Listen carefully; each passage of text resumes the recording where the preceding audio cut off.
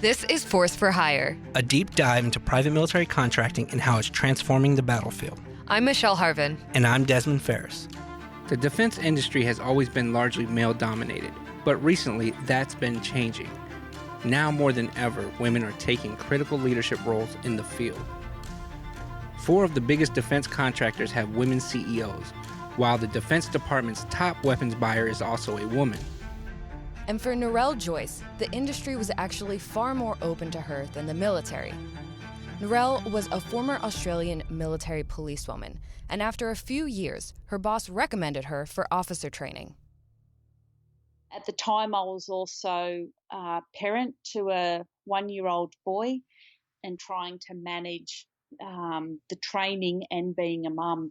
The training was long hours. It was physically intense, but it was also mentally draining. The homework, the tactics lessons, the essays, the field trips. It was a lot. Trying to balance that with being a mum, it was really difficult.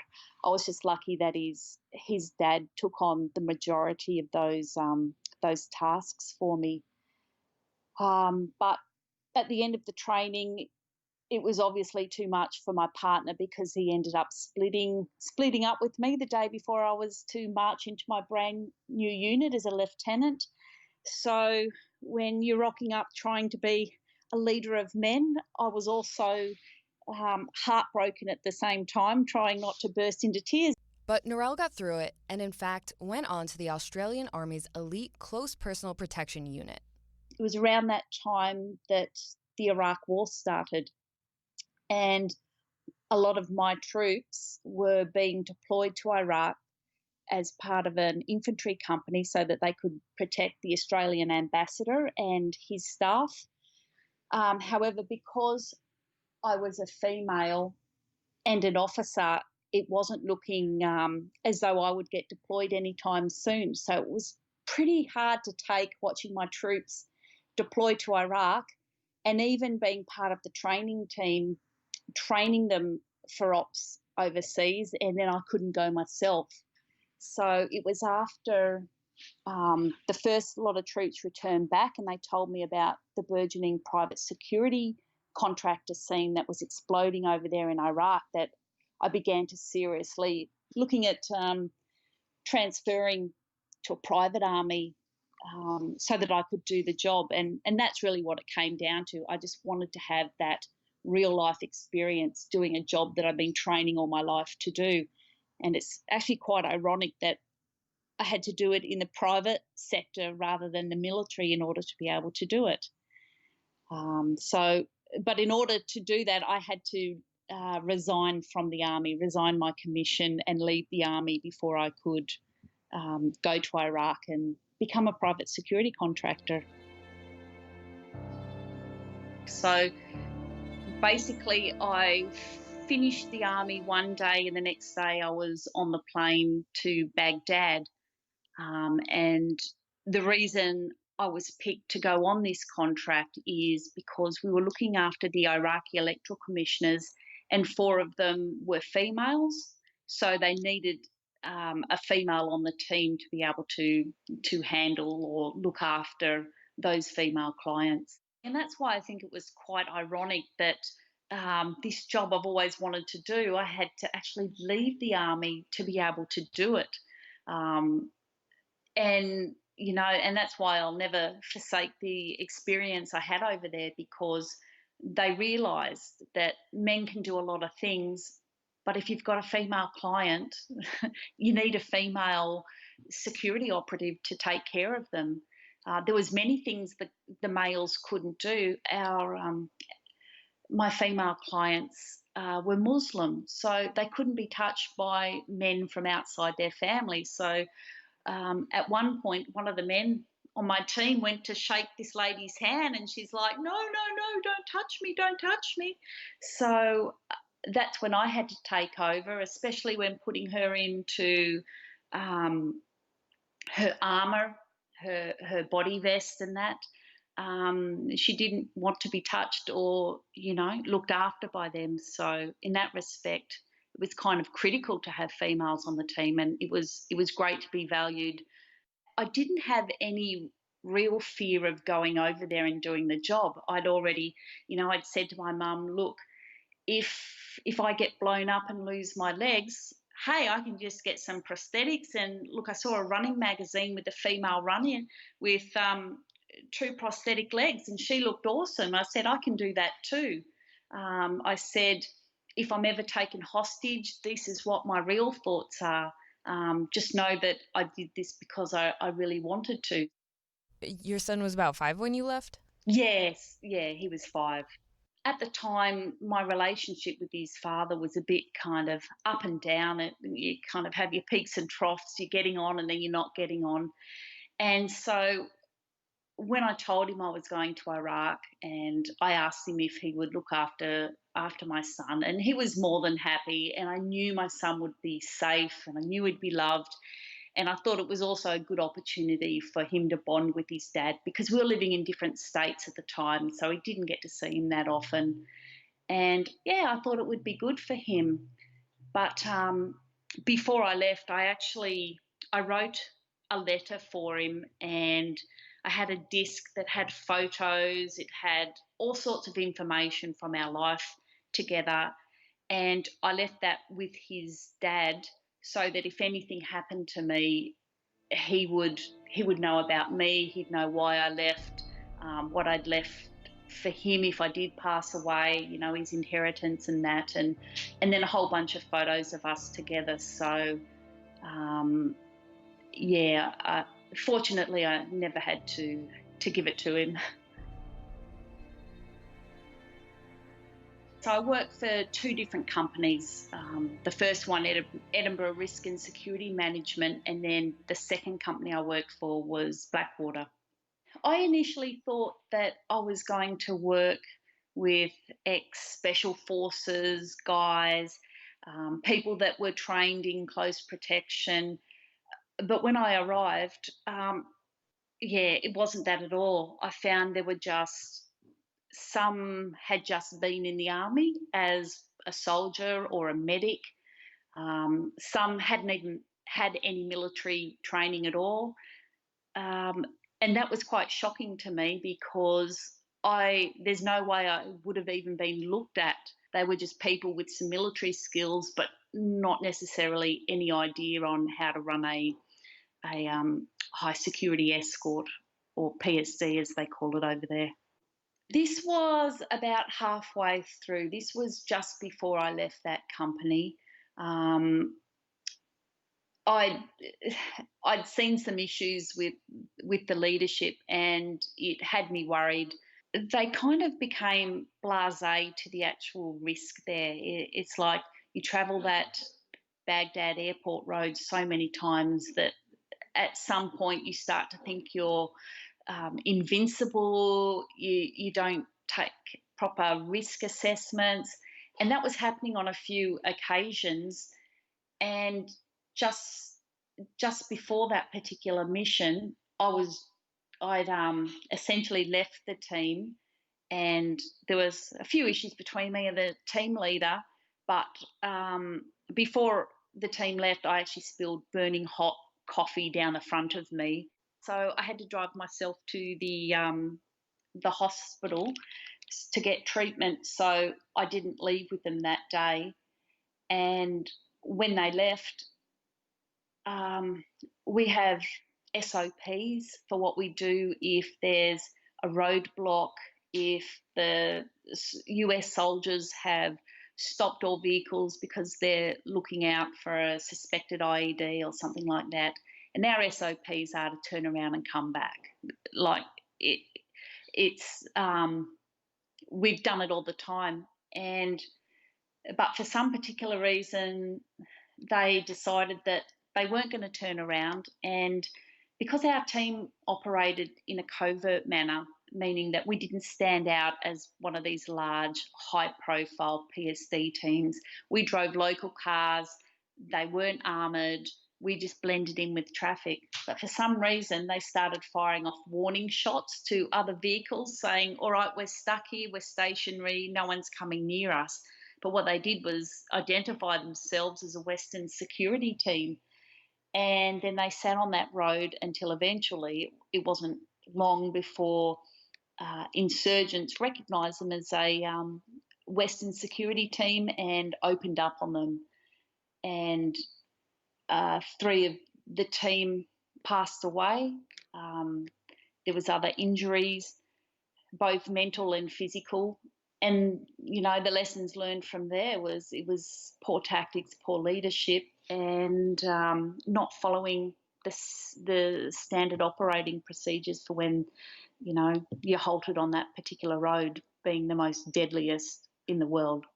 Coming from the army, coming from a college that drummed into my head leadership and the responsibility of leadership, and your people are your number one priority, to go over there and find out suddenly people aren't being used for their skills and what they can bring the team. It's all about who you know and what they can get you. So as a result of that, it was all ego driven. There was stupid tactical errors being made, but they just weren't listening to anyone that may have known any better. And it started to get dangerous. I mean, I was sent on a mission with 5 other people, and we went along Route Irish. We went to Camp Victory near Baghdad Airport, and one of our vehicles broke down. Now, rather than sending out a team to help recover us and bring us back, they said, well, everyone, you just jump into that soft skin van and just drive for your lives back, and hopefully you make it. And I said, that's ludicrous. That is absolutely ludicrous. One bomb, we're all dead. It doesn't matter if you come and rescue us or not, we're all dead. And no, they weren't, they didn't do anything about that. So luckily one of my friends, the other female on the team, she called up her boyfriend, who was working for Blackwater at the time on the little birds that they had.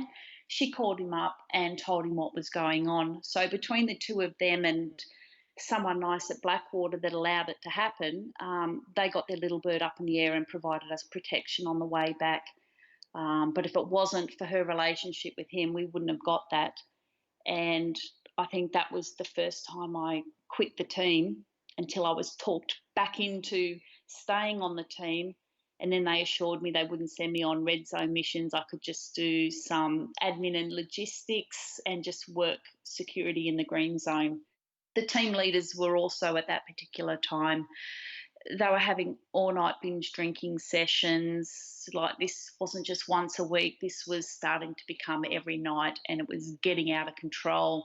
People were hungover, doing their job, and it just didn't feel safe anymore. And I didn't want to put myself into a situation where, my life depended on some guy that was hungover from a big night the night before. When we come back, Neryl faces one of her biggest challenges yet. Stay informed on all the news that matters most to the military community with a subscription to Stars and Stripes Digital Access. As a subscriber, you'll enjoy unlimited access to the Stripes.com website and our Stars and Stripes mobile apps, updated 24/7 by reporters stationed at military bases around the globe. Subscribe today and enter the promo code PODCAST when signing up for a yearly subscription and receive 50% off your first year. Get exclusive access to special features, interactive articles, award-winning photography, and more. Visit stripes.com/digital and enter the promo code PODCAST to subscribe today.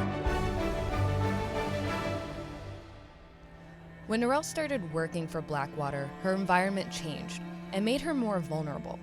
But maybe not to those you'd expect. Her threat came from within.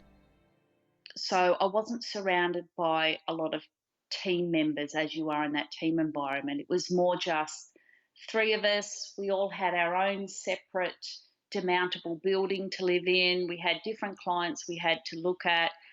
We'd come together for maybe coffee in the morning, if we went to PT, maybe dinner in the evening.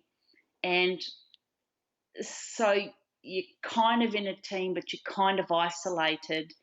And I think that's how this particular person was able to orchestrate the assault through not being watched by other members of the team, being able to be a little bit sly, slipping something into my drink, and taking it from there, you could say. Once I came to and realised what was going on, I grabbed my phone and I ran into the bathroom. We kind of had a little ensuite attached to our room, and started trying to call someone, anyone, and the phone system there was not at all regular. So I don't know how long it took me. It felt like hours, but eventually I was able to get one of my teammates that was in the red zone at the time and talk to him. And God knows what I told him, but I just spoke for so long. And eventually he said, look, so we've got the country managers. They're on their way. They're going to be there any moment now. So he was talking to someone who was in contact with the country managers. So when they arrived, they knocked on the door. I saw it was them, and I was able to come out. They gave me my clothes. I was able to come out, and basically I told them straight away what had happened, and they were very quick on the ball. They organised for one of my my friend who I worked with on the previous contract. She had another job, but they rang up her. They got her to come over and see me straight away. We went to the hospital there, the military hospital, and they did their examination. They took my clothes so that they could also be examined. And the Blackwater country manager, K2, we called him, he said, look, go and stay with Beth. That was my friend's name. Stay with her and just take some time. We'll organise counselling. We'll do whatever you need. And I said, look, I just want to stay with her for starters. So I did, and she looked after me. I stayed with her for about a week. And then I told him that I just wanted to get back to work. I didn't want to go home. I didn't want to talk to anyone. I'd had kind of a week to think about what had happened. I wrote my own statement so that I would remember what happened, so I could give it to whomever when I had to. And I just wanted to go back to work and just feel normal. And they let me. And so I did. I went back to work. The guy was removed straight away from that site, the perpetrator, and I just continued on. I had a few nights where I, for a little while there, sleeping with the light on, but I was just happy to get back into a routine and focus on why I was there in the first place. I didn't want to kind of admit defeat and go home and never do security again and be unemployed. I just wanted to, I guess I just wanted to move on. And I did.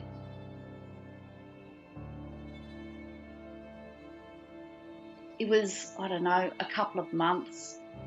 I met a man named Paul, and I wasn't looking for love. I was shit scared, to be quite honest, to even think about moving on. But there was this part of me that was saying, if you let this sexual assault rule you, then, you're kind of done for. That they say get back on the horse as soon as you fall off. And it was like I didn't want to be afraid of being, intimate with a person or being able to have a conversation. And believe me, I was pretty reserved, but he was pretty persistent.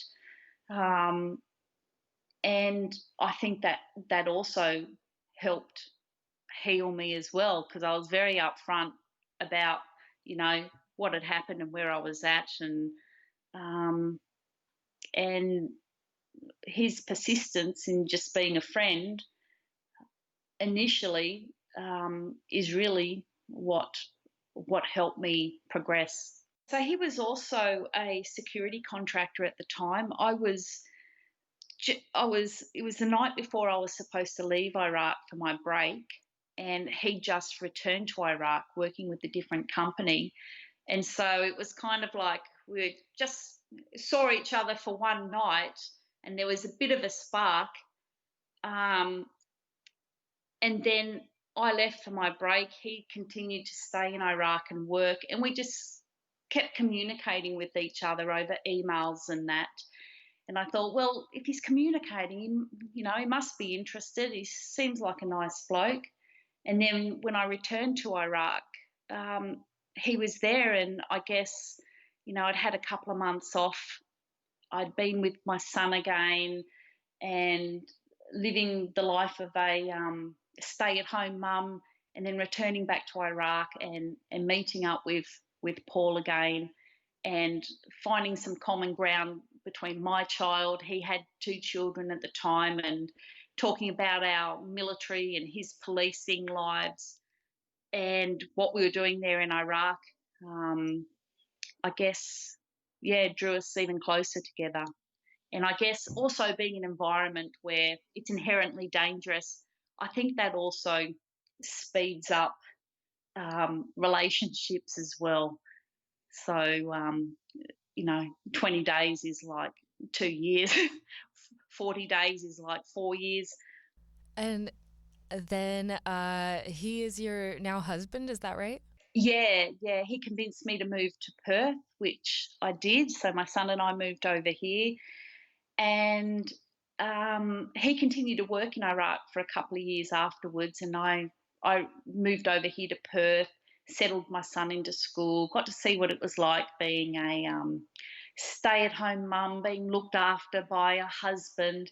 And I found I got bored of that pretty quickly. So I rejoined the army as a part-time soldier and did a bit of part-time army, a bit of being a mum, and tried a few other careers along the way. So when I got into contracting, I thought, well, this gives me the opportunity to go away, do 2 or 3 months full-on security contracting, doing all the fun, war-y security, high adrenaline type stuff, and then I can come home and just be a stay-at-home mum.